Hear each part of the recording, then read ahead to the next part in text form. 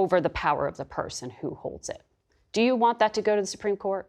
Well, look, for 200 years, presidents had the ability to spend less than the congressional appropriations. No one would ever dispute, and our founders didn't dispute, that Congress has the ability to set the appropriation ceiling. But 200 years of presidents, up until the 1970s, had the ability to spend less if they could find efficiencies or if they could find waste that an agency was doing. That sounds like a yes. We lost that ability in the 1970s. The president ran on restoring that funding authority to the presidency, and it's vital. If you look at when we started to lose control fiscally, it was right around the time of the 1970s. Well, many senators, Republican senators, are very uncomfortable with the tactics that you are using. Senators Murkowski, Senators Collins, that chair of the Appropriations Committee that is really running this funding process.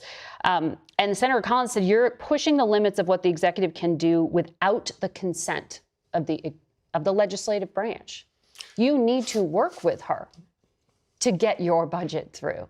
And in fact, you need to also be able to get Democrats on board to get to that 60-vote threshold to pass any kind of government funding to avoid a government shutdown at the end of September. I have a great relationship with Senator Collins. I appreciate the work she does.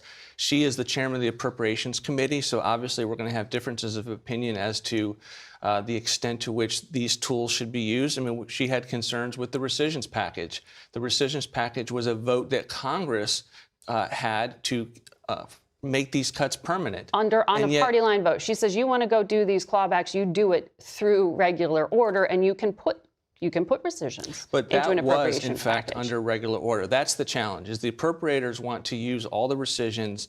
They want to put them in their bills, and then they want to spend higher on other programs. We're $37 trillion in debt, Margaret. We actually need to reduce the deficit and have a dollar of cut go to a dollar of deficit reduction. That's not what the appropriators want.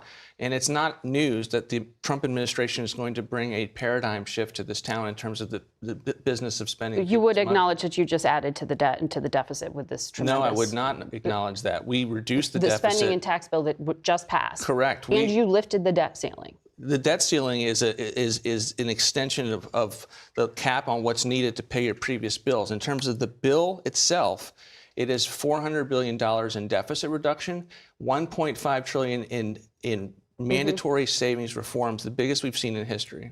You said a few weeks ago that the appropriations process needs to be less bipartisan. You only have 53 Republicans. You do need Democrats to get on board here. Is saying something like that intended to undermine negotiations? Do you actually want a government shutdown? No, of course not. We want to extend the funding at the end of this fiscal year.